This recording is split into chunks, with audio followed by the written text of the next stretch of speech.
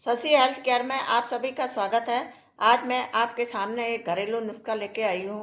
और आजकल हमारी लाइफ स्टाइल और खान पान सब बदला हुआ है, तो इसके चलते हुए हमारे शरीर में बहुत सारी प्रॉब्लम हो जाती हैं। एसिडिटी हो जाती है, कब्ज हो जाती है, और जब हमारा पेट सही नहीं रहता है तो और भी बीमारियाँ पैदा हो जाती हैं। तो कभी डायबिटीज है, बीपी हाई है, ये सारी बीमारियां हर इंसान को होती हैं। तो हमें पेट सही रखेंगे तो हमारा शरीर सही रहेगा, तो बीमारियां कम होंगी।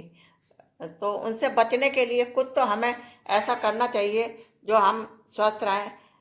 केमिकल खाते हैं वो हमारे केमिकल शरीर में ना हों, तो उसके चलते हम चलिए आपको एक ऐसा चूर्ण बताते हैं। तो कैसे बनाना है वो हम आपको बताएंगे। ये चूर्ण हम आपको बता रहे हैं, 5 चीज़ें लेनी हैं आपको। ये जीरा है, ये सौंफ है, और ये अजवाइन है, और ये सौंठ है, और ये काला नमक है, और ये काला नमक। कुछ लोग मेथी भी बताते हैं। मेथी हर किसी को सूट नहीं करती है, मुझे भी सूट नहीं करती है। मेरे पैरों में दर्द बढ़ जाता है और पैरों में सूजन आ जाती है, इसलिए हम आपको मेथी नहीं बताएंगे। तो हाँ, ये 4 चीज़ें। और हो सके तो आप सूखा पुदीना इसमें डाल सकते हैं, अगर आपके पास अवेलेबल है तो वो भी बहुत अच्छा काम करती है। सूखा पुदीना जो हमारे पेट की जो गंदगी होती है, सूखा जैसे आँव बन जाता है हमारे पेट में, वो निकाल देता है। तो उस वो अगर मिल जाए, या पुदीना, हरा पुदीना सुखा लीजिए और उसका पाउडर बना के इसमें मिला लीजिए, बहुत अच्छा रहता है।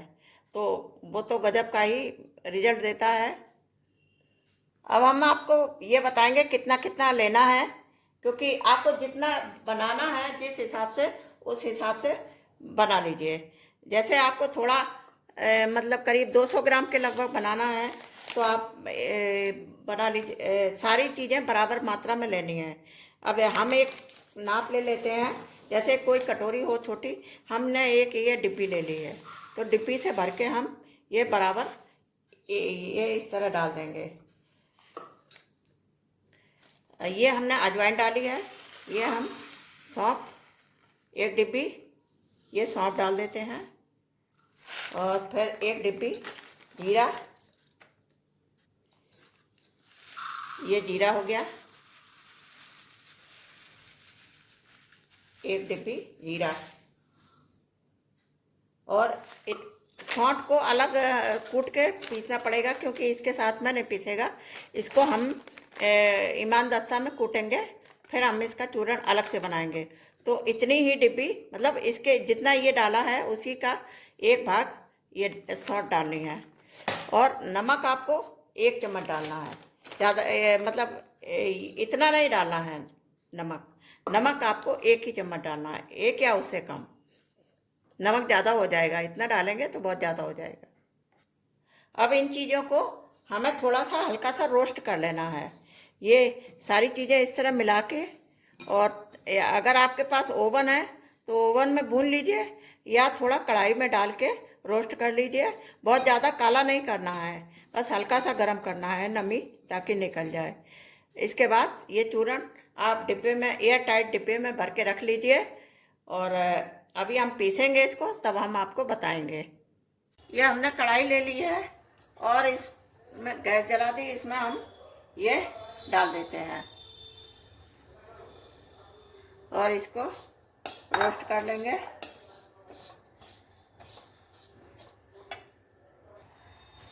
इसमें हम ये पुदीना भी डाल देते हैं, क्योंकि मैंने आज तोड़ा था, ऊपर हमारे गमले में लगा हुआ है, तो हम इसको इसी में डाल देते हैं ताकि अच्छे से ये सूख जाए। क्योंकि अभी गीला है, बारिश का मौसम है, तो सूखा भी नहीं है, तो इसके साथ में ये सूख जाएगा। मैं कढ़ाई में भून के इसलिए बता रही हूँ, हर एक के पास ओवन नहीं होगा तो कढ़ाई में भून सकता है। वैसे तो मैं ओवन में ही भूनती हूँ, तो कढ़ाई में भूनना भी आसान हो जाता है। ये भुन गया है, अब हम गैस बंद कर देते हैं। ज़्यादा काला नहीं करना है, बस खुशबू आ गई है इसकी, और ये भुन के तैयार हो गया है। अब इसको हम ठंडा करने के बाद पीसेंगे। ये ठंडा हो जाएगा, ठंडा होने देते हैं फिर पीसते हैं। जब तक वो ठंडा हो रहा है तब तक हम ये सौंठ को हम अलग से ओवन में भून लेते हैं, क्योंकि इसमें कढ़ाई में तो नहीं भुनेगा। ये हमने सौंठ को छोटा छोटा कर लिया है, अब हम इसको पीसेंगे। किया है सौंठ सारा हम पीस रहे हैं, और ये हमने छान दिया है, ये इसको छान दिया है। ये सारा मिक्सचर हमने पीस के छान लिया है। अब हम उतना ही जितना इसमें एक एक डिब्बी डाला था सामान, उतना ही हम सौंठ भर के, ये हमने सौंठ अलग से पीसी है, इसको हम भर के उतना ही डालेंगे नाप के, ताकि सारी चीज़ें बराबर मात्रा में हों, कम ज़्यादा ना हो। इसलिए ये एक डिब्बी हो गया है, थोड़ा और डाल देते हैं। ये एक डिब्बी हो गया, इसको हम इसी में ये सौंठ मिला देते हैं और एयर टाइट डिब्बे में भर के रख देते हैं। अब इसके इस्तेमाल कैसे करना है वो आपको बताते हैं।